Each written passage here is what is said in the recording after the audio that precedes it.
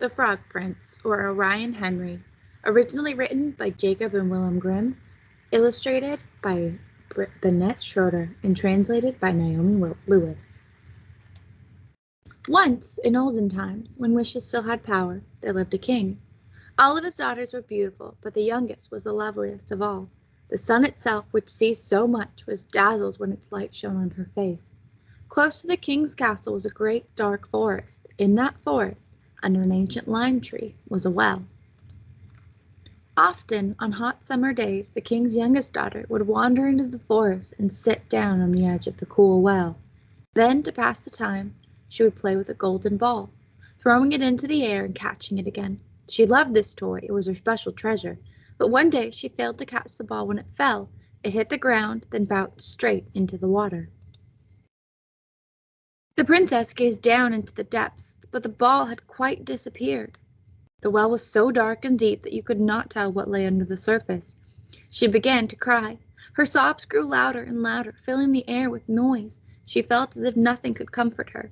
Suddenly, she heard a voice.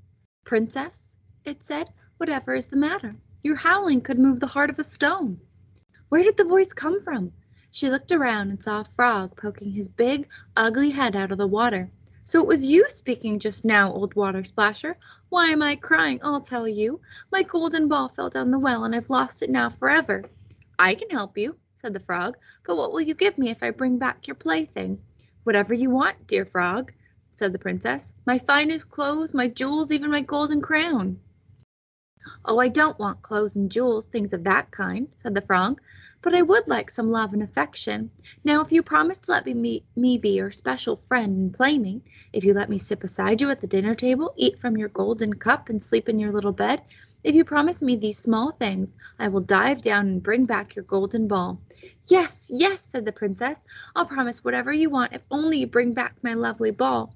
But as she thought to herself, "The creature is talking nonsense. It's a frog. It lives in the water with frogs. How can it come to court and behave as if it were human?"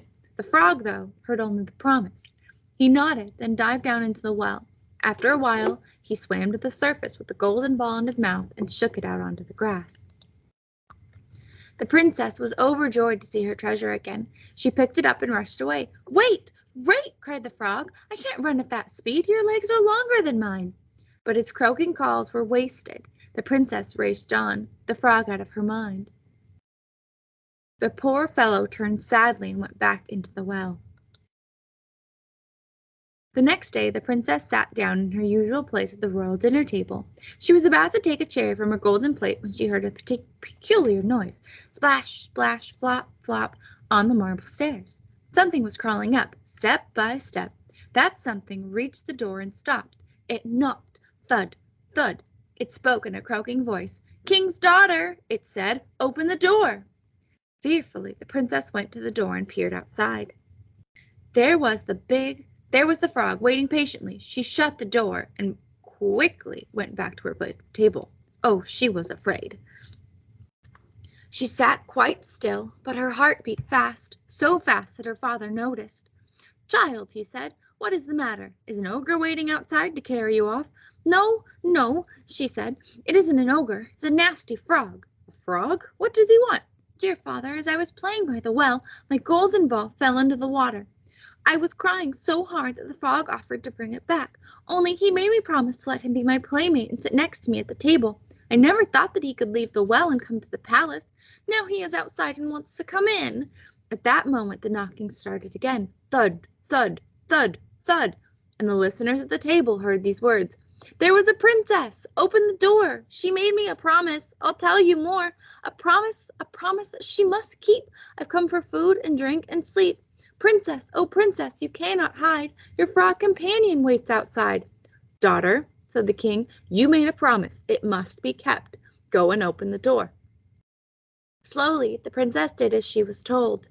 At once the frog hopped in and followed her footsteps to her chair. Then he called out, "Lift me up." "Do as he says," the king commanded. But as soon as she had put the frog on the chair, he leapt onto the table. "Move your golden plate nearer," he croaked, "and we can eat together." The princess moved the plate, but it was easy to see that she was none too happy. The frog enjoyed the dinner, but what about the princess?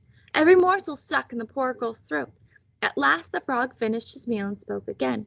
"I have eaten all I want," he said. "Now I am tired. Kindly carry me to your room, put me in your silken bed, and we can go to sleep." The king's daughter began to cry. She really was afraid of the frog, so cold to the touch, but now he wanted to sleep in her beautiful, clean bed. But the king frowned and said sternly, "If someone has helped you in time of need, you must not scorn him when his need has gone." But what could she do? She picked up the frog between finger and thumb, carried him upstairs, and put him in a corner. She waited a little while, then went to bed. But no sooner was her head on the pillow than she heard the frog creeping along the floor. "I am tired," he said. "I want to sleep comfortably, just as you do. Now pick me up, or I shall tell your father." The princess was enraged, but she dared not refuse. She picked up the frog, and then, with a rush of anger, threw him with all her might against the wall. As she did so, she cried out, "Now are you satisfied, you nasty creature?" But even while he fell, an astonishing thing happened. The frog began to change his shape. He was a frog no longer, but a young and handsome prince, gazing at her with eyes that were both beautiful and kind. The king rejoiced at the news. He welcomed the prince as a husband for his dear daughter, and the two were married. The prince had a strange tale to tell. A wicked witch had cast a spell on him, a spell that only the loveliest princess could break. Now he was free. "Tomorrow," he said, "we shall travel to my kingdom." Then they fell asleep. When the morning came, they were wakened by the sun. They saw that a carriage was waiting at the gates. It was drawn by 8 white horses, with white ostrich plumes on their heads and trappings of all gold.